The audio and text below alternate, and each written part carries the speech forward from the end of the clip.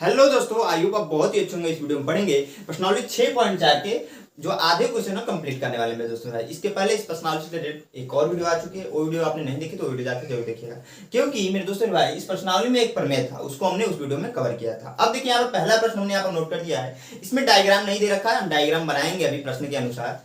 कह रहा है कि मान लीजिए कि त्रिभुज एबीसी समरूप है त्रिभुज डीईएफ है। ये दो त्रिभुज की बातें चल रही है। इसमें क्या है कि एबीसी समरूप है डीईएफ के और इनके क्षेत्रफल क्रमशः 64 सेंटीमीटर स्क्वायर। इस वाले त्रिभुज का क्षेत्रफल दिया है 64 सेंटीमीटर स्क्वायर और दूसरे त्रिभुज का क्षेत्रफल दिया है 121 सेंटीमीटर स्क्वायर है। यदि ईएफ बराबर है 15.4 सेंटीमीटर के, कह रहा है कि ईएफ भुजा क्या है 15.4 सेंटीमीटर के बराबर है मेरे दोस्तों भाई, तो बीसी ज्ञात कीजिए। तो कैसे ज्ञात करेंगे? तो सबसे पहले हम लोग यहाँ पर डायग्राम बनाएंगे, क्योंकि हमें डायग्राम ही नहीं पता है तो सबसे पहले उसको बनाना पड़ेगा ना मेरे दोस्त। तो यहाँ पर देखिए दो त्रिभुज की बातें चल रही है। पहला है त्रिभुज एबीसी, तो यहाँ पर मैं बना लेता हूँ एक छोटा सा त्रिभुज जिसका नाम दे रहा हूँ आपको ए बी और सी। साथ में डी ई एफ की बातें चल रही थी, एक और त्रिभुज बना ले रहे हैं हम लोग। यहाँ पर इसको अच्छे से बनाते हैं, डी ई एफ। इतना समझ में आई लोग को आ रहा होगा। अब देखिए इसमें दिया क्या क्या है कि इस त्रिभुज का क्षेत्रफल दिया है 64 सेंटीमीटर स्क्वायर और इसका दिया है 121 सेंटीमीटर स्क्वायर। दो चीजें दे दिया है मेरे दोस्त। साथ में ये भी दिया है कि इस भुजा की जो लंबाई है, इस भुजा की लंबाई दी है 15.4 सेंटीमीटर, 15.4 सेंटीमीटर मेरे दोस्त भाई। और इस भुजा की लंबाई हमसे पूछ रहा है, तो कैसे निकालेंगे मेरे दोस्त भाई? यह आपके मन में क्वेश्चन होना चाहिए। तो सिंपली आपको पता होगा, इसकी पहले वाली वीडियो में हमने बताया था कि दो त्रिभुज दिए रहे और दोनों समरूप रहे तो उनके क्षेत्रफलों का अनुपात मेरे दोस्तों भाई उनकी संगत भुजाओं के वर्ग के अनुपात के बराबर होता है। कहने का मतलब इतना है मेरे दोस्त। यहाँ पर हम लोग नोट करेंगे, सोल्व करेंगे इसको। तो यहाँ पर जो हमें दिया क्या है, दिया है हमें यह चीजें दे रखा है कि त्रिभुज ए बी सी समरूप है त्रिभुज डी ई एफ के। साथ में ये भी दिया है मेरे दोस्त भाई एफ बराबर दिया है 15.4 सेंटीमीटर। यहाँ पर दे रखा है क्वेश्चन में। हमें ज्ञात क्या करना है मेरे दोस्त भाई? ज्ञात करना है या करने सिद्ध करना है, ये भी कर सकते हैं, दोनों चीजें लिख सकते हैं। ज्ञात करना है हमें कि बीसी बताइए, बीसी बराबर हमसे पूछा है। तो हमने बताया मेरे दोस्त भाई यह दोनों त्रिभुज या जो दोनों ट्राइंगल बनाए हमने समरूप है। तो हमने पढ़ा है मेरे दोस्त भाई प्रमेय 6.6 में यह पढ़ा है मेरे दोस्त भाई कि त्रिभुज ए बी सी का क्षेत्रफल, त्रिभुज ए बी सी का क्षेत्रफल मेरे दोस्त त्रिभुज पी क्यू आर का, पी क्यू आर नहीं है डी ई एफ है ना, तो डी ई एफ करेंगे मेरे दोस्त। डी ई एफ का क्षेत्रफल बराबर होगा, हमने कहा दो त्रिभुज जब समरूप होते हैं तो उन दोनों त्रिभुज का क्षेत्रफलों का अनुपात, ये आपका अनुपात हो गया, बराबर होता है उनके संगत भुजाओं के अनुपात के वर्ग के। यानी कि मेरे दोस्त भाई हमको इसी की जरूरत है सिंपली, क्योंकि इसकी वैल्यू दे रखा है और साथ में इन दोनों त्रिभुज का क्षेत्रफल दिया है, तो हम उन दोनों की वैल्यू रख दें। और आपको बीसी की वैल्यू पूछा है कि उस संगत भुजा या इस भुजा की संगत यही भुजा होगी, तो हम यहाँ पर कह सकते हैं मेरे दोस्त कि बीसी बटे हो जाएगा आपका ई एफ का स्क्वायर। अब देखिए मेरे दोस्तों भाई एबीसी का यहाँ पर क्षेत्रफल दिया है 64 सेंटीमीटर स्क्वायर, तो 64 रख दीजिए। अब बटे का दीजिए डीईएफ का जो क्षेत्रफल दिया है 121, तो 121 नोट कर देंगे मेरे दोस्त। आगे बढ़ेंगे हम लोग। यहाँ पर देखिएगा बीसी का वैल्यू नहीं पता है तो बीसी को रहने दीजिए, इसको बीसी का स्क्वायर कर लीजिए ऐसे। साथ में हो जाएगा 15.4 सेंटीमीटर का स्क्वायर। अब देखिए मेरे दोस्त भाई आगे सोल्व करेंगे। यहाँ पर देखिए बहुत सारे भाई लोग क्या कर देंगे, गुणा करा देंगे। तो गुणा कराएंगे थोड़ा सा क्वेश्चन बढ़ जाएगा, लेकिन बिना गुणा कराए आसानी से हो सकता है। कैसे? हमने क्या कर दिया, इसका इसमें गुणा करा दिया, क्योंकि आपको पता है कि क्रॉस मल्टीप्लाई करते हैं जब भी ऐसे आपका समीकरण आ जाता है तो क्रॉस मल्टीप्लाई कर देंगे मेरे दोस्त मेरे भाई। तो हो जाएगा 64 इंटू आपका 15.4 गुणे 15.4 बटे 121 बराबर बीसी स्क्वायर। इतना समझ में आ रहा होगा मेरे दोस्त भाई। हमने इसको देखिए स्क्वायर है तो दो बार लिखेंगे। अब देखिए 11 से यह कैंसिल हो रहा है, 11 कम 11, नीचे 11 से भी कैंसिल हो रहा है, 11 कम 11, 11 कम 11, 11 बार में 121 कट जाएगा मेरे दोस्त। साथ में ऊपर आएंगे तो 11 कम 11, 11 चौको 44, ये आपका कट गया सिंपली। अब देखिए फिर से 11 कम 11, 11 कम 11, 11 चौको 44, तो यहाँ पर भी दशमलव रहेगा, यहाँ पर भी दशमलव रहेगा, क्योंकि यहाँ पर एक अंक पर दशमलव, यहाँ पर भी एक अंक पर दशमलव, तो हम लगा देंगे मेरे दोस्त। आगे बढ़ जाएंगे तो 64 इंटू 1.4 इंटू 1.4 बराबर हो जाएगा BC²। इसको पलट कर लिख देते हैं मेरे दोस्त भाई। पलट कर लिखने का मतलब इतना है सिंपली, इसको इधर लिख लेते हैं, इसको उधर लिख लेते हैं। कहने का मतलब इसको इधर, यहाँ पर इसको ट्रांसफर कर लेंगे इधर। जब ट्रांसफर करेंगे तो BC² बराबर हो जाएगा 64 गुणे 1.4 और गुणे 1.4। अब देखिए मेरे दोस्तों BC बराबर हम लोग लिख सकते हैं √64 गुणे 1.4 इंटू 1.4 लिख सकते हैं। ये देखिए वैल्यू 2 बार है तो एक बाहर चला आएगा। यहाँ से देखिए 8 का जो है वर्ग होता है 64 और 64 का वर्गमूल होता है क्या 8 मेरे दोस्त भाई। हम BC बराबर कर सकते हैं 8 गुणे 1.4 है, सॉरी 4। बस इतना समझ में आई हो आप लोग को आ रहा होगा। नॉर्मल चीजें सब मैथमेटिकल कैलकुलेशन है, नॉर्मल चीजें वो आप खुद कर लोगे क्योंकि 10 में यह सब चीजें तो आसान लगनी चाहिए। अब देखिए मेरे दोस्त भाई 8 के इसमें करा दीजिए गुणा तो BC बराबर हो जाएगा 8 चौक को 32 होता है, हाथ में 3, 8 कम 8 3 11, यानी कि 11.2 सेंटीमीटर मेरे दोस्त भाई इस भुजा की वैल्यू आएगी। आई होप आप लोग को समझ में आया होगा। कहीं पर भी डाउट्स है तो हमें हमेशा बोलता हूँ कमेंट में पूछ लीजिएगा, और किस टॉपिक पर वीडियो चाहिए उसके बारे में भी पूछ सकते हैं। अभी तक अगर वीडियो आपको अच्छी लग रही है तो एक लाइक जरूर दोस्तों के साथ शेयर जरूर कीजिएगा मेरे दोस्तों भाई। मैं इसको मिटाकर जो दूसरा प्रश्न है उसको नोट करके बताता हूँ। अच्छा प्रश्न है, ध्यान से जरूर देखिएगा मेरे दोस्त। हाँ दोस्त, जो हमारा अगला क्वेश्चन हमने यहाँ पर नोट कर दिया, क्या है आपका मेरे दोस्त, बोल रहा है कि एक समलंब है ABCD जिसमें AB भुजा क्या है समांतर है DC के विकर्ण परस्पर बिंदु O पर प्रतिच्छेद करते हैं। वह क्या है जो समलंब है ABCD उसके विकर्ण जो है बिंदु O पर परस्पर प्रतिच्छेद करते हैं। अब यार इसमें बोल रहा है आगे मेरे दोस्त भाई क्या कह रहा है कि AB बराबर है 2CD के, जो AB भुजा है मेरे दोस्त भाई वो दुगना है CD के हो तो त्रिभुज AOB और COD के क्षेत्रफलों का अनुपात ज्ञात कीजिए मेरे दोस्त भाई। मैं क्या करता हूँ यहाँ पर जो आपका डायग्राम नहीं बनाया उसको सबसे पहले बनाता हूँ, क्योंकि डायग्राम यहाँ पर प्रश्न में नहीं बनाया था मेरे दोस्त। तो सबसे पहले उसकी बना लेते हैं। आपका मान लीजिए आपका AB है, A और B। हमने क्या किया यहाँ पर मेरे दोस्त मेरे भाई ध्यान से देखिएगा, हमने क्या किया समलंब बोल रहा है, समलंब बोल रहा है तो हमने क्या किया यहाँ पर एक ऐसा डायग्राम बना दिया मेरे दोस्त। क्योंकि नीचे वाली भुजा छोटी है, यहाँ पर प्रश्न में दे रखा है ऑलरेडी पहले से ही।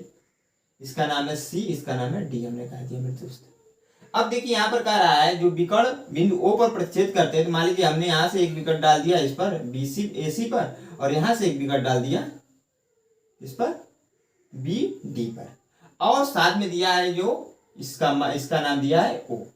अब देखिएगा मेरे दोस्त ध्यान से, यहाँ पर जो दिया है ना आपका, यह दे रखा है कि यह जो है इस भुजा के समांतर है। जब यह इस भुजा के समांतर है तो ऑलमोस्ट आपका क्वेश्चन सॉल्व हो गया। क्यों? क्योंकि हमसे पूछ रहा है ना कि त्रिभुज, हमसे सिद्ध क्या करना है उसको मैं नोट करता हूं। सिद्ध करना क्या है भैया कि त्रिभुज AOB, त्रिभुज AOB का क्षेत्रफल अब बटे त्रिभुज BOC का क्षेत्रफल, त्रिभुज DOC का क्षेत्रफल। यही मेरे दोस्तों बताना है हमको यहाँ पर जो प्रश्न के अनुसार हमसे पूछ रहा है। अब देखिए हमने कहा कि इसमें दिया है आपका, सॉल्व करेंगे तो यहाँ पर क्या नोट करेंगे कि AB जो है भैया समांतर है, हमने कहा यह भुजा इस भुजा के समांतर है CD के, ये आपका दिया हुआ है प्रश्न में दिया है। ऐसे भी हम लोग सॉल्व करते हैं प्रश्न को, इतना ध्यान रखिएगा। आपका दिया है AB बराबर CD के, जब यह भुजा इस भुजा की समांतर है। मेरे दोस्त भाई आपने पढ़ा होगा क्लास 9 में एकांतर अंतःकोण, इसमें भी हमने बहुत जगह इस्तेमाल कर चुके हैं। त्रिभुज में बहुत जगह उस कोण का, उस जो है स्टेटमेंट का इस्तेमाल कर चुके हैं मेरे दोस्त भाई। यहाँ पर हमने पढ़ा है कि दो ऐसी रेखाएं होती हैं, अगर हम लोग यहाँ पर एक ऐसी रेखा खींच दें तो क्या होता है कि एकांतर अंतःकोण में यहाँ पर Z के फॉर्म में बनता है, और यह कोण मेरे दोस्त भाई इस कोण के बराबर होता है। वहीं यहाँ पर अप्लाई हो जाएगा, क्योंकि मेरे दोस्त यहाँ पर देखिएगा ध्यान से, यह भुजा इस भुजा के समांतर है। तो आप आगे की तरह ऐसे जाएंगे, ध्यान से देखिएगा, तो यहाँ पर क्या हो जाएगा, यह कोण इस कोण के बराबर होगा एकांतर अंतःकोण के सहारे। तो हम यहाँ पर नोट करेंगे, हम यहाँ पर क्या नोट करेंगे, अतः मेरे दोस्त भाई जब यह कंडीशन अप्लाई है तो हम यह कह सकते हैं कि कोण ABO इक्वल है, कोण ABO इक्वल है कोण CDO के। क्योंकि यहाँ पर जो कंडीशन होता है उसको भी तो नोट करते हैं, तो नोट कर लेंगे भैया, नोट करेंगे एकांतर अंतःकोण।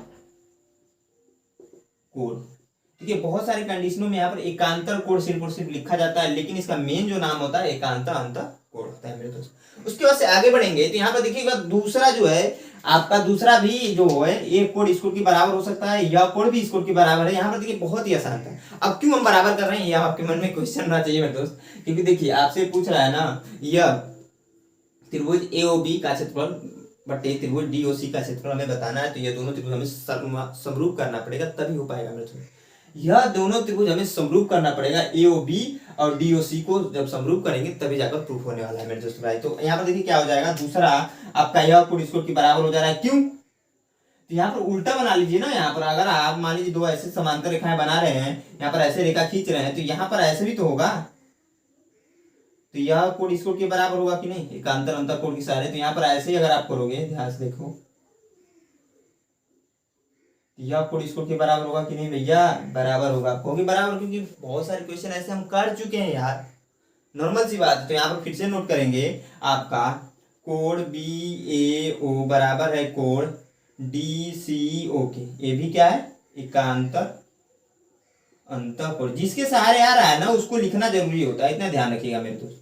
अब देखिए मेरे दोस्त भाई, अब तो आपका हो गया, क्योंकि देखिए दो कोण हमने दोनों त्रिभुज में दो कोण क्या किया, बराबर कर दिया। आप इसको भी कर सकते हैं किसके सहारे, तो शीर्षाभिमुखी कोण के सहारे, क्योंकि देखिए यह कोण इस कोण के बराबर होगा, क्योंकि ये भी आपने क्लास 9 में ही पढ़ा है कि मान लीजिए ऐसे दो रेखाएं हैं, तो यह कोण इस कोण के बराबर होता है किसके अनुसार, शीर्षाभिमुखी कोण के अनुसार मेरे दोस्त भाई। तो वहां पर इसकी जरूरत नहीं है, क्योंकि हमने कोण कोण समरूपता से पढ़ चुके हैं कि यह दोनों त्रिभुज क्या हो जाएगा, समरूप हो जाएगा। जब दो कोण बराबर होते हैं, किन्हीं दो त्रिभुजों में दो कोण बराबर होते हैं मेरे दोस्त भाई, तो वहां पर क्या होता है, एंगल एंगल समरूपता कहते हैं, या फिर कोण कोण समरूपता से हम दोनों त्रिभुजों क्या करते हैं, समरूप बोल सकते हैं मेरे दोस्त। तो यहाँ पर हो जाएगा आपका अतः, या फिर अतः, या इसलिए लिख लीजिए, इसलिए क्या हो जाएगा मेरे दोस्त भाई, त्रिभुज आपका, ध्यान से देखिए, त्रिभुज AOB समरूप है, त्रिभुज AOB समरूप है त्रिभुज आपका DOC के।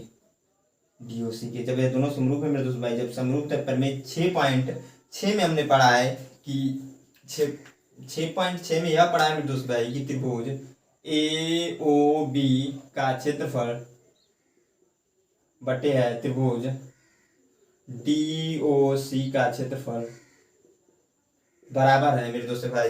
जब यह दोनों त्रिभुज का क्षेत्रफल बराबर, क्योंकि हमने प्रमेय में पढ़ा है, तो साथ में संगत भुजाओं के अनुपात वर्ग के बराबर होता है, ये आपने पढ़ा होगा। इसके पहले वाली वीडियो हमने बताया बहुत अच्छे से, इसके पहले वाले क्वेश्चन में भी यह इस्तेमाल हुआ है आपका, ध्यान से देखिए आप। क्योंकि भैया हमने क्या किया है, ध्यान से देखिएगा, क्योंकि भैया हमने क्या किया है या त्रिभुज के समरूप जो कर दिया, तो एक कंडीशन अप्लाई होगा। साथ में एक चीज यहाँ पर देखिए दिया है, जो हमने अभी तक नहीं लिखा था, क्या कि AB यह भुजा इस भुजा की दुगनी है, तो इसको लिख लीजिए यहाँ पर, इसका जरूरत पड़ेगी। क्यों? क्योंकि इसको सोल्व करने के लिए इसकी जरूरत पड़ेगी हमें, क्या कि AB बराबर 2CD के। यह भी दिया हुआ है मेरे दोस्त भाई, जब दिया हुआ है तो हम क्या करेंगे, AB बटे CD कर लेते हैं मेरे दोस्त भाई। यहाँ पर AB बटे CD का स्क्वायर हो जाएगा, क्योंकि हमने यहाँ प्रमेय से नोट किया है। अब देखिए मेरे दोस्त भाई आगे बढ़ेंगे, सिंपल चीज अब तो हो गया है सो आसानी से, क्योंकि बहुत सारे भाई लोग आंसर ला भी दिए होंगे। अब देखिए यहाँ पे क्या हो जाएगा, त्रिभुज AOB का क्षेत्रफल, AOB का क्षेत्रफल अब बटे त्रिभुज DOC का क्षेत्रफल, त्रिभुज DOC का क्षेत्रफल बराबर हो जाएगा मेरे दोस्त भाई किसके, AB बराबर हम 2CD के लिख सकते हैं, यहाँ पर लिख दीजिए। AB के स्थान पर हम 2CD लिख सकते हैं ना, यहाँ पर AB है तो यहाँ पर 2CD लिख सकते हैं, तो 2CD लिख दिए। अब बट्टे CD है आपका पूरे का स्क्वायर, तो स्क्वायर प्लस CD से CD कैंसिल, तो आपका मेरे दोस्त भाई देखिएगा त्रिभुज AOB का क्षेत्रफल अब बटे आ रहा है त्रिभुज आपका DOC का क्षेत्रफल बराबर हो जा रहा है 4/1 की। यही हमसे पूछा था, हमने बता दिया मेरे दोस्त भाई। आई होप आप लोग को समझ में आया होगा। कहीं पर भी डाउट्स रह जाता है तो मैं हमेशा बोलता हूँ कि आप कमेंट ऑप्शन में करके पूछ लीजिएगा। अभी तक वीडियो अच्छी लग रही है तो लाइक जरूर कीजिएगा। अब देखिए मैं इसको मिटाकर क्या करता हूँ, जो तीसरा क्वेश्चन है उसको नोट करके बताता हूँ, वो भी अच्छा प्रश्न है मेरे दोस्त भाई, तो ध्यान से जरूर देखिएगा। हाँ दोस्त, जो हमारा अगला क्वेश्चन है बहुत ही अच्छा क्वेश्चन है, क्योंकि एक देखिए इसमें कई सारे फैक्ट है, ध्यान से देखेंगे मेरे दोस्त भाई समझ में आएगा। थोड़ा सा अच्छा क्वेश्चन है तो ध्यान से देखिएगा। यहाँ पर क्या है आपका बोल रहा है आकृति 6.44 में, या आपका आकृति जो आपका डायग्राम था दे रखा था प्रश्न में, एक ही आधार BC पर दो त्रिभुज ABC और DBC, एक ही आधार BC पर क्या कर रहा है, दो त्रिभुज बने हुए हैं ABC और DBC। सी बने हुए हैं मेरे दोस्त भाई, डी बी सी और ए बी सी। इतना आप लोग को समझ में आ रहा होगा, मेरे को इतना लग रहा है। यदि बोल रहा है एडी, ए डी यानी कि यह भुजा बीसी को ओ पर प्रतिच्छेद करे और यह भुजा बीसी, दोनों विकर्ण है आपको पता होगा, एडी भी विकर्ण है, बीसी भी विकर्ण है, दोनों एक दूसरे को बिंदु ओ पर प्रतिच्छेद कर रहे हैं, बिंदु ओ पर मेरे दोस्त भाई प्रतिच्छेद कर रहे हैं। तो दर्शाना हमें, प्रूव करना है क्या है, यहाँ पर नोट करेंगे सबसे पहले उसी को हमें सिद्ध करना है मेरे दोस्त भाई।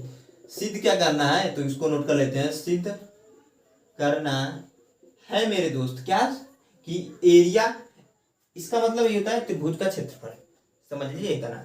एरिया आप इसको ऐसे भी लिखते हैं ए बी सी बटे एरिया ऑफ डी रहेगा आपका डी बी सी के, यानी कि भैया ए बी सी और डी बी सी, इतना समझ में आ रहा है। बराबर हमको लाना है एओ अब बटे डीओ, यही लाना है मेरे दोस्तों। तो कैसे लाएंगे, आपके मन में एक क्वेश्चन होना चाहिए, कैसे लाएंगे सर इसको हम लोग। तो देखिए मेरे दोस्तों, इसको नॉर्मली आप लोग सोल्व करने लग जाओगे तो सोल्व होगा नहीं। इस क्वेश्चन की आप कई बार प्रैक्टिस कर लेना, क्योंकि यह क्वेश्चन इंपॉर्टेंट है एग्जाम पॉइंट ऑफ व्यू से, और इतना आसान नहीं जितना आपको आसान लगता है। इसके पहले वाले जितने भी क्वेश्चन हम किए ना, उन सबसे अच्छा क्वेश्चन है। क्यों? क्योंकि भैया यहाँ पर रचना करना पड़ेगा, बिना रचना किए हुए हम इस क्वेश्चन को सोल्व ही नहीं कर सकते, इतना ध्यान रखिएगा। हम क्या करेंगे ना, यहाँ पर रचना करेंगे मेरे दोस्त भाई, रचना कर देंगे।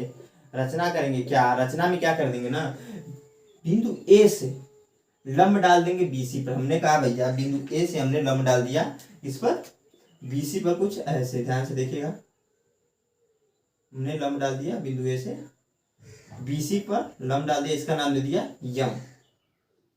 और बिंदु डी से भी लंब डाल दिया किस पर, बीसी पर। बिंदु डी से भी हमने लंब डाल दिया बीसी पर। मैं इधर डाल लेता हूं। लंब का मतलब होता है कि जो उस पर भुजा गिरे ना, इस पर जो बीसी पर हम गिरा रहे हैं, भुजा जो गिरा रहे हैं वो 90 अंश होना चाहिए, बस यह मैंडेटरी होता है, और कुछ मैंडेटरी नहीं होता मेरे दोस्तों। यहाँ पर रचना में लिखना पड़ेगा ना, तो यहाँ पर लिख देंगे त्रिभुज ए बी सी में बिंदु ए से लंब एम जो है, एम बिंदु ए से लंब एम बीसी पर तथा त्रिभुज डी बी सी में बिंदु डी से लंब, इसका भी तो नाम देना पड़ेगा भैया, हम नाम दे रहे हैं इसका यन आपका, ध्यान से देखिएगा। लंब आपका डी एन किस पर डाला, बीसी पर डाल दिया मेरे दोस्त भाई, यहाँ लिख दीजिएगा, बनाया फिर या फिर डाल दिया, यह लिख दीजिएगा डाला। अब देखिए मेरे दोस्त भाई ध्यान से, हमने कहा कि ए बी सी में बिंदु ए से हमने लंब डाल दिया बीसी पर एम, और आपका त्रिभुज डी बी सी में हमने बिंदु डी से लंब डाल दिया बीसी पर डीएन। इतना आपको समझ में आ रहा होगा मेरे दोस्त भाई। आगे करेंगे, इसमें देखिएगा ध्यान से, आगे हम लोग क्या करेंगे मेरे दोस्त भाई, क्योंकि हमको बताना है ना, या आपको हमें निकालना क्या है, हमें निकालना है कि ए बी सी का क्षेत्रफल बटे डी बी सी का क्षेत्रफल। तो हम लोग दोनों का त्रिभुज का क्षेत्रफल निकालते हैं, सबसे पहले वही काम करते हैं, क्योंकि हमें अनुपात में लाना है, लेकिन हमें कुछ पता नहीं है। तो हम क्या करते हैं, दोनों त्रिभुज का क्षेत्रफल निकाल लेते हैं। तो यहाँ पर निकालेंगे, नोट करेंगे त्रिभुज आपका एरिया, आप लिखिएगा, जब यहाँ पर एरिया लिखा तो एरिया यहाँ पर क्या हो जाएगा, ए बी सी बराबर आपने पढ़ा होगा 1/2 गुणे आधार गुणे ऊंचाई। फार्मूला पढ़ा है, त्रिभुज का क्षेत्रफल बराबर होता है 1/2 आधार गुणे ऊंचाई में दोस्त भाई हमने पढ़ा है। तो एरिया आप क्या हो जाएगा, ए बी सी बराबर हो जाएगा 1/2 गुणे आधार की वैल्यू क्या है, बीसी है तो बीसी रख दीजिए, साथ में गुणे ऊंचाई की वैल्यू क्या है, एओ है तो एओ रख लीजिए मेरे दोस्त भाई, सॉरी एम लेंगे। अब आपके मन में यह क्वेश्चन होगा कि एम क्यों ले रहे हैं, क्योंकि भैया इतना देखें यहाँ पर ध्यान से, आपका जो लंब रहता है ना वही तो त्रिभुज में लेते हैं। आपका इस त्रिभुज में अगर मैं अलग से बना दूं मेरे दोस्त, इस त्रिभुज में अगर आप देखोगे तो यहाँ पर जो हमने लंब बनाया है ना, यह आपका लंब है, इतना ध्यान रखिएगा, यह आपका लंब नहीं है, ये साइड में बन रहा है, यह आपका लंब है मेरे दोस्त भाई। लंब का मतलब इतना होता है, इसीलिए हमने यहाँ पर रचना भी किया है, क्योंकि हमें त्रिभुज का क्षेत्रफल लगाना था। इसे समीकरण नंबर 1 मान लीजिएगा मेरे दोस्त, ज्यादा कुछ करने की जरूरत नहीं, इसे समीकरण नंबर 1 मान लीजिएगा। दूसरे को देखिएगा, इसमें भी लिखेंगे एरिया ऑफ क्या हो जाएगा आपका मेरे दोस्त, एरिया ऑफ हो जाएगा डी बी सी बराबर 1/2 गुड़े 1/2 गुड़े आपका हो जाएगा, ध्यान से देखिएगा मेरे दोस्त भाई, BC आधार की वैल्यू BC है तो BC मैं डायरेक्टली रख रहा हूँ, इसी फार्मूले के सारे डायरेक्टली रख देना 1/2 गुड़े BC आधार होता है। ऊंचाई क्या है इसमें, ऊंचाई जो हमने लंब डाला है भैया DN, इसे समीकरण नंबर यहाँ पर देखिएगा, हाँ इसे समीकरण नंबर 2 मान लीजिए। अब देखिए मेरे दोस्तों भाई ध्यान से आगे कि समीकरण 1 और 2 को देखिएगा ध्यान से, समीकरण 1 और 2 में हम भाग दे दें तो ये वाला इधर वाला तो आ जाएगा, जो आपका इधर वाला एरिया वो तो आ जाएगा ना। तो यहाँ पर क्या करेंगे, समीकरण नोट डाउन करेंगे 1 में अब बटे समीकरण 2 करना पड़ेगा हमें, हमने नॉर्मली भाग दे दिया तो एरिया ABC, इसको बंद कर लेते हैं ऐसे, ABC मेरे दोस्त, उसके बाद से 1/2 गुड़े BC गुड़े AM बटे हो जाएगा, यहाँ पर इसको इधर लिखते हैं एरिया DBC और बटे आपका इधर हो जाएगा बराबर, ये बीच में रहेगा, थोड़ा सा मैंने पास ज्यादा लिख दिया है तो आप लोग को समझ में नहीं आ रहा होगा, लेकिन मैं यहाँ पर क्या करता हूँ ऐसे करता हूँ, इतना आप समझ में जरूर आ रहा होगा। अब देखिए 1/2 यहाँ पर भी BC गुड़े DN है, 1/2 BC गुड़े DN। एक चीज ध्यान दीजिए मेरे दोस्तों, यहाँ पर क्या हो जा रहा है, 1/2 से 1/2 कैंसिल हो जा रहा है, वो कैंसिल कर दीजिए, साथ में BC से BC कैंसिल हो जा रहा है, तो बच क्या रहा है मेरे दोस्त, बच रहा है एरिया आप ABC बटे हो जा रहा है आपका एरिया ऑफ DBC इक्वल हो जा रहा है AM बटे DN के, इसे समीकरण नंबर 3 मान लीजिएगा। अब देखिएगा मेरे दोस्त मेरे भाई ध्यान से, यहाँ पर हमें लाना था क्या कि AO बटे DO के, हमने ला दिया AM बटे DN के, हमने तो कुछ और ला दिया भैया, यहाँ पर कुछ और दिया हुआ है, तो कैसे करेंगे अब इसके आगे। तो यहाँ पर एक चीज ध्यान दीजिएगा, AM लाया है DN लाया है, अगर हम क्या करें इस त्रिभुज को देखिएगा, यहाँ पर जो यहाँ पर इसके साथ AMO बन रहा है ना, AMO जो बन रहा है और DNO जो बन रहा है, इन दोनों त्रिभुजों को, इस त्रिभुज को और इस त्रिभुज को हम क्या करें भैया समरूप कर दें, तो इस कंडीशन में तो हो ही जाएगा, क्योंकि किसी भी दो त्रिभुज में वो दोनों त्रिभुज जब समरूप होती हैं तो क्या होता है कि उनके संगत भुजाओं का अनुपात बराबर होता है, तो हम लोग वही करेंगे मेरे दोस्त भाई, इसीलिए मैंने बताया कि क्या करने वाले हैं। देखेंगे त्रिभुज आपका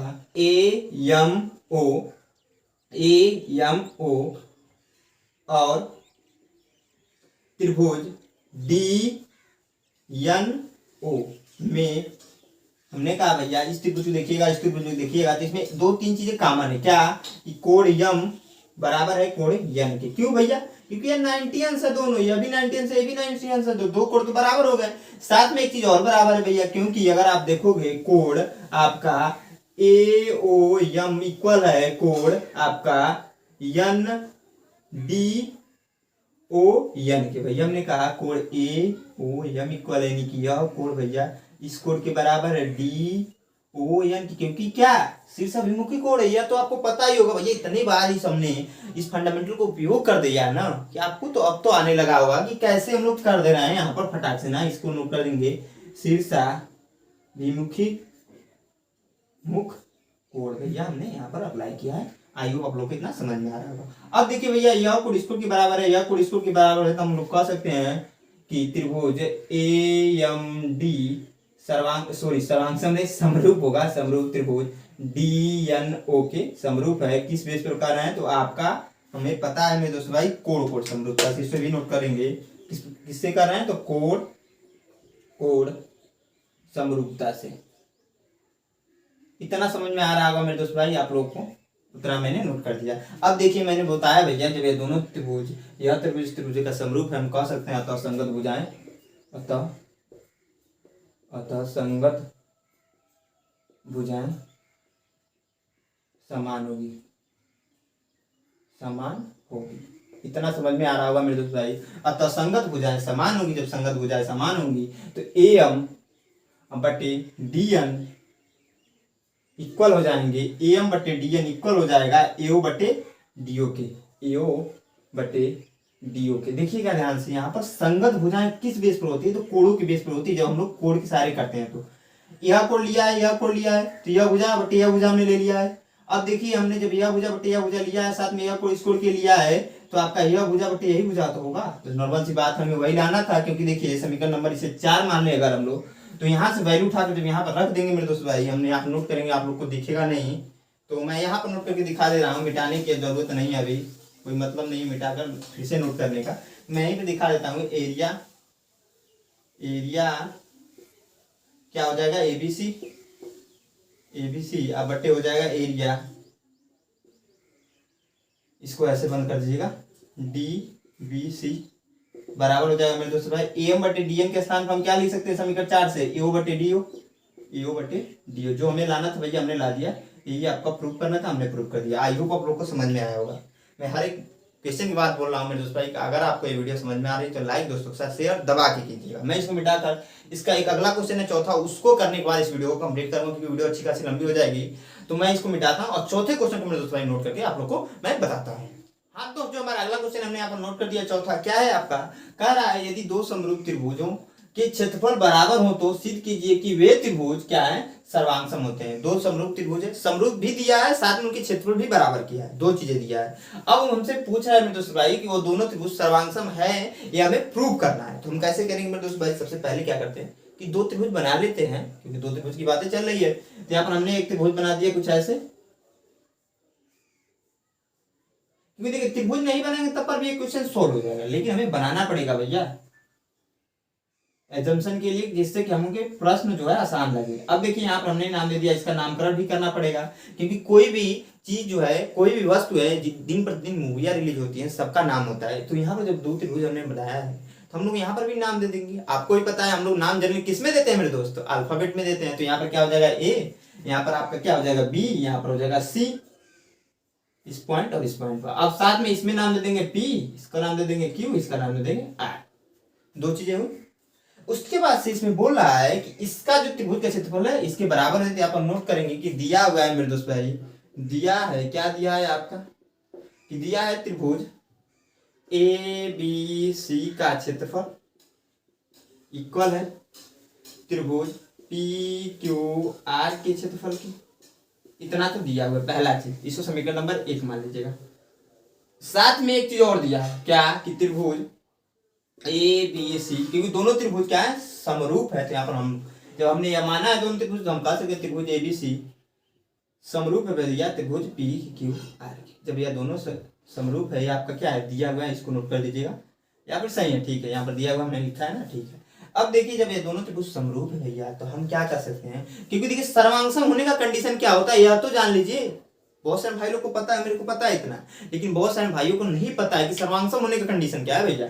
सर्वांगसम होने का कंडीशन यह है कि त्रिभुज ABC सर्वांगसम कब होगा, त्रिभुज PQR के, जब देखिए भैया इनके संगत कोण बराबर हो, यानी कि कोण A बराबर हो कोण P के, साथ में कोण B बराबर हो कोण Q के, और साथ में क्या हो जाए कोण सॉरी यहाँ पर कोण C बराबर हो कोण R के। इसके अलावा भी इसमें कंडीशन यह होता है जब दोनों त्रिभुज सर्वांगसम कब होंगे कि या तो तीनों कोण इक्वल हो संगत कोण, लेकिन साथ में यह भी कंडीशन होता है कि AB भुजा जो है बराबर है, बराबर भैया, अनुपात बराबर नहीं, इसमें भुजा ही बराबर होना चाहिए PQ के, साथ में आपका AC बराबर रहे PR के, और साथ में यह भुजा इस भुजा के बराबर है BC बराबर रहे आपका मेरे दोस्त भाई QR के। हमें जो प्रूव करना है ना उसके अनुसार अगर हमें त्रिभुज ABC को सर्वांगसम करना है त्रिभुज PQR के, तो यह जो कंडीशन है इसको फॉलो करना पड़ेगा, क्योंकि यही आना पॉसिबल है। कैसे मेरे दोस्त भाई, देखिए यह दोनों त्रिभुज आपका ऑलरेडी दे रखा है कि समरूप है, या दे दिया है प्रश्न में, तो हम इसके अनुसार यह कह सकते हैं क्या, जो कोण वाला मान तो बराबर हो जाए, क्योंकि हमने समरूप में भी पढ़ा है कि यह कोण इस कोण के बराबर होता है। तो आप नोट करेंगे कोण A बराबर हो जाएगा कोण P के, इसके अनुसार हम नोट कर रहे हैं, इसके अनुसार मेरे दोस्त मेरे भाई हम नोट कर रहे हैं कोण आपका क्या हो जाएगा मेरे दोस्त भाई, B बराबर हो जाएगा कोण Q के, साथ में कोण C बराबर हो जाएगा कोण R के। इतनी सारी चीजें तो आपको यहाँ पर से मिल जाएगा। साथ में आपको क्या मिलेगा मेरे दोस्त भाई, इनके क्या होता है जब समरूप होता है, तो आपको ये पता होगा आज तक कि इतने सारे क्वेश्चन हम कर चुके हैं मेरे दोस्त भाई कि यह भुजा बट्टे यह भुजा का अनुपात इक्वल होगा, यह भुजा बट्टे यह भुजा के, और यह भुजा बट्टे यह भुजा, यानी संगत भुजाओं का अनुपात इक्वल होता है, समानुपाती होता है, या तो आपको पता ही होगा ना। तो यहाँ पर वो भी नोट कर लेंगे। यहाँ पर जब यह दोनों समरूप है तो यह तो कंडीशन होगा, इसको समीकरण नंबर 1 2 1 हमने मान लिया, तो 2 3 4। साथ में मेरे दोस्त भाई हमने यह भी कह सकते हैं कि AB बट्टे हो जाएगा आपका PQ के बराबर AC, यह भुजा लिखा हमने या फिर BC लिख लीजिए, सॉरी BC लिख लीजिए, चलिए BC बट्टे QR की। अब बराबर लिख सकते हैं AC CA लिखिए चाहे इसी के बतिया एक होता है और बटे PR के। ये समीकरण नंबर 5 में लिखिए। इतना समझ में आ रहा होगा। इन्हीं के सहारे करने वाले हैं, क्योंकि भैया हमें करना क्या है, देखिए ध्यान से, हमें भैया यह करना है ना, ये दोनों त्रिभुज सर्वांगसम है कि नहीं, ये करना है। लेकिन अगर आप त्रिभुज ABC का क्षेत्रफल देखेंगे बराबर है त्रिभुज PQR के क्षेत्रफल के, और यह दोनों त्रिभुज क्या है, समरूप है, तो इस कंडीशन में हमने पढ़ा है कि हम प्रमेय 6 अगर प्रमेय 6.6 लगा दें मेरे दोस्त भाई, तो क्या हमने पढ़ा है कि त्रिभुज ABC का क्षेत्रफल अब बटे त्रिभुज PQR का क्षेत्रफल बराबर होता है उनके संगत भुजाओं के अनुपात के वर्ग की। सिंपल सी बात है, उनके संगत भुजाओं के वर्ग के बराबर होता है। इतना आप लोग ध्यान रखिएगा। तो यहाँ पर देखिएगा, आपको समरूप करने के लिए हमने यहाँ पर क्या करेंगे, सर्वांगसम करनी है ना, हम यहाँ पर क्या कर देंगे, AB बटे PQ का स्क्वायर, क्योंकि यहाँ हमने पढ़ा है भैया प्रमेय 6.6 में, डायरेक्टली मैं उसी को नोट डाउन कर दे रहा हूँ, बराबर है BC बटे QR का स्क्वायर बराबर है AC बटे PR का स्क्वायर। इतना हमने पढ़ा है भैया पहले से। अब देखिएगा, इसके सारे हम यार नोट कर सकते हैं क्या, ध्यान से देखिएगा आप लोग, इसके सारे हम नोट कर सकते हैं क्या भाई, त्रिभुज ABC का क्षेत्रफल बराबर है त्रिभुज PQR के क्षेत्रफल के, समीकरण नंबर 1 से। तो समीकरण 1 का मान रखेंगे, समीकरण 1 का मान रखने पर एक चीज ध्यान दीजिए, जब भी क्वेश्चन में करते मैं हमेशा बोलता हूँ उसको नोट डाउन जरूर कीजिएगा। अगर आप चाहते हैं एग्जामिनर जितने नंबर का क्वेश्चन है उतना नंबर आपको देता, क्योंकि आपको बोर्ड का एग्जाम देना भैया, छोटी छोटी जो गलतियां उसको सुधारिए। ज्यादा जो है क्या कीजिए, एक बार मैं जिस क्वेश्चन को बता रहा हूं उसको आप सोल्व करने के बाद एक बार खुद से सोल्व कीजिए, बिना बुक में देखे, नोटबुक में बिना देखे मेरे दोस्त, तब जाकर आपकी प्रैक्टिस बनेगी। ऐसे नहीं बनने वाली है, आप वीडियो देख रहे हैं, वीडियो देखने के बाद बंद कर दी मोबाइल, आप कॉपी पेन लेकर नहीं बैठे हैं मोबाइल के सामने, तो वो आप पढ़ने से कोई मतलब नहीं होगा, आपको व्यर्थ है वो पढ़ाई व्यर्थ है। जो आपको मेरे दोस्त भाई उसका रिजल्ट आप नहीं ला पा रहे हैं ना, तो उस पढ़ाई आपके लिए व्यर्थ हो जाएगी। तो बहुत जरूरी है, जो चीजें मैं बताता हूँ उसको आप लोग अप्लाई कीजिए। अब देखिए मेरे दोस्त भाई, यहाँ पर हमने बताया त्रिभुज ABC का क्षेत्रफल बट्टे कर सकते हैं त्रिभुज ABC का क्षेत्रफल, क्योंकि समीकरण नंबर 1 में हमने पढ़ा है, तो हम लोग इसको कर लेते हैं अप्लाई। त्रिभुज ABC का क्षेत्रफल बट्टे त्रिभुज ABC का क्षेत्रफल बराबर हो जाएगा AB बट्टे PQ का स्क्वायर बराबर BC बट्टे QR का स्क्वायर बराबर AC बट्टे PR का स्क्वायर। इतना तो आपका जो दिया है उसको हमने नोट किया इधर वाला, और साथ में यार देखिए एक दूसरे से कैंसिल हो जाएंगे तो 1 आ जाएगा यहाँ पर। जब भैया ये 1 आ जाएगा तो अब तो हो रहा है, क्यों, क्योंकि देखिए भैया 1 बराबर हो जाएगा AB बट्टे PQ का स्क्वायर बराबर BC बट्टे QR का स्क्वायर बराबर AC बट्टे PR का स्क्वायर। एक चीज ध्यान दीजिए मेरे दोस्त भाई, यहाँ पर ध्यान से अगर आप लोग देखोगे तो ये सब जो वैल्यू एक दूसरे के बराबर है, तो इसको एक बार एक साथ लिखकर सोल्व कर दीजिए। हमने क्या किया भैया कि 1 बराबर कर दिया AB बटे PQ का स्क्वायर। जब हमने करेंगे तो भैया इसका देखिए स्क्वायर को अलग अलग करेंगे। अगर देखिए सिंपल चीज है, स्क्वायर को अलग मत कीजिए, इस स्क्वायर को क्या कीजिए इधर जब ट्रांसफर करेंगे तो कड़ी में आ जाएगा, मैं पलट कर लिख देता हूँ AB बट्टे आ जाएगा PQ के बराबर आ जाएगा √1। √1 का मान क्या होता है भैया, आपको पता हो, कहोगे सर 1 तो होता है, 1 रख देते हैं, तो AB बटे आ जाएगा PQ बराबर 1। तो यहाँ पर इसका इसमें गुणा हो जाएगा क्योंकि क्रॉस मल्टीप्लाई होता है, ये भी तो आपको पता ही होगा। तो यहाँ पर हो जाएगा आपका AB बटे PQ के। इतना समझ में आ रहा है मेरे दोस्त भाई। यहाँ पर क्या हो जाएगा, इसके सारे हम कर सकते हैं, इसी के अनुसार ये भी कर सकते हैं, ये भी कर सकते हैं, क्योंकि भैया हमने AB भुजा PQ के बराबर कर दिया, इसी के साथ हम BC भुजा भी इसके बराबर कर देंगे, या भुजा इस भुजा के बराबर कर देंगे, तो हमारा जो दोनों त्रिभुज होंगे सर्वांगसम प्रूफ हुए। क्योंकि हमने बताया था शुरू में ही सर्वांगसम प्रूफ करने का कंडीशन क्या होता है मेरे दोस्त भाई, यहाँ हमने नोट किया था सर्वांगसम प्रूफ करने का कंडीशन जो होता है हमने यहाँ पर नोट किया है, देख लीजिए आप लोग। इसी के अनुसार मेरे दोस्त भाई मैं बोल दूं, देखिए मैं नोट डाउन कर देता हूँ, यहाँ पर थोड़ा सा जगह है। अगर हम BC 1 को लिखना पड़ेगा, BC अब बट्टे क्या है QR को, इसको भी देख लीजिए का स्क्वायर है, तो हम लोग लिख सकते हैं इसका इसमें गुणा, देखें यहाँ पर वर्ग घटाएंगे कड़ी में 1 आ जाएगा, जैसे यहाँ पर आ रहा था। कड़ी में 1 की वैल्यू 1 ही होती है, और साथ में ऐसे आएगा जब, तो उसको हम लिख सकते हैं QR बराबर BC। ये क्या गया ऐसे, आगे वाला भी सोल्व कर लीजिए। सोल्व करने के बाद मेरे दोस्त भाई आप लोग लिख दीजिएगा, अतः जो होगा त्रिभुज ABC सर्वांगसम सॉरी हो जाएगा त्रिभुज PQR की। इसको आप लिख लीजिएगा क्योंकि ऑलमोस्ट मैंने सोल्व कर दिया है। जो बचा हुआ है आप लोग खुद सोल्व करें, कमेंट बॉक्स में करके बताइएगा कि आपका जो क्वेश्चन का आंसर आया कि नहीं आया मेरे दोस्त भाई। अब देखिए आपका चौथा प्रश्न है, इतना आप लोग जो लिखा हूं मैं इसको नोट जरूर कर लीजिए भैया। नोट करने से क्या होता है, जो आपके बेसिक डाउट्स होंगे वो अच्छे से क्लियर होंगे। और मान लीजिए आप पढ़कर भूल जाते हैं, क्योंकि भैया लॉजिक सी बात है, नॉर्मल बात होती है, कोई दिक्कत नहीं है। अगर कोई पढ़कर भूल जाता है ना तो वो घबराने की जरूरत नहीं होती, क्योंकि जो जितनी सारी माइंड में चीजें यहाँ पर दुनिया में हो रही हैं, अगर वो आपको माइंड में मेकअप होने लगे तो आप इंसान नहीं रह जाओगे। या तो एक अच्छे साइंटिस्ट बन जाओगे या तो पागल हो जाओगे, दो ही चीजें होती हैं। अगर जितनी चीजें बताई जा रही सारी याद हो जाएंगी आपको तो इसीलिए मेरे दोस्तों नोट करना जरूरी होता है। और बार बार रिवाइज मारते रहिए, जो चीजें बताया जा रहा है ना आप लोग नोट कर लीजिएगा इसको मेरे दोस्तों भाई।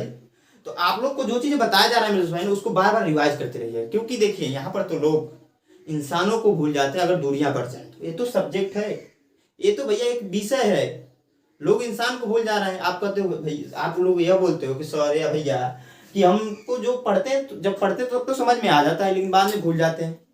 भूल नहीं जाएगा, मैंने बताया भैया लोग दूरियां बढ़ने को इंसान को भूल जाते हैं। यह तो एकमात्र सब्जेक्ट है। आई होप आप लोग को ये वीडियो अच्छी लगी हो। वीडियो अच्छी लगी तो लाइक जरूर, दोस्तों के साथ ज़्यादा से ज़्यादा शेयर कीजिए मेरे दोस्तों, क्योंकि वीडियो को भी उतने नहीं आते जितने मैं एक्सपेक्ट करता हूँ मेरे दोस्त। तो इसलिए जो भी बंदा वीडियो को अभी तक वॉच किया है उसको मेरे को इतना पता है, ये वीडियो में मैंने जितनी भी इन्फॉर्मेशन दी उसे समझ में आया। जब समझ में आया तो भैया एक ईमानदारी से काम यह कीजिएगा, वीडियो को लाइक कर दीजिएगा और 10 दोस्तों को कम से कम शेयर कर दीजिएगा। साथ में अगर हमारे चैनल पहली बार विजिट किया, अभी तक सब्सक्राइब नहीं किया तो सब्सक्राइब कर लीजिए। इसी के साथ एक बार मुस्कुराते हुए मेरे दोस्तों भाई बोलिए जय हिंद।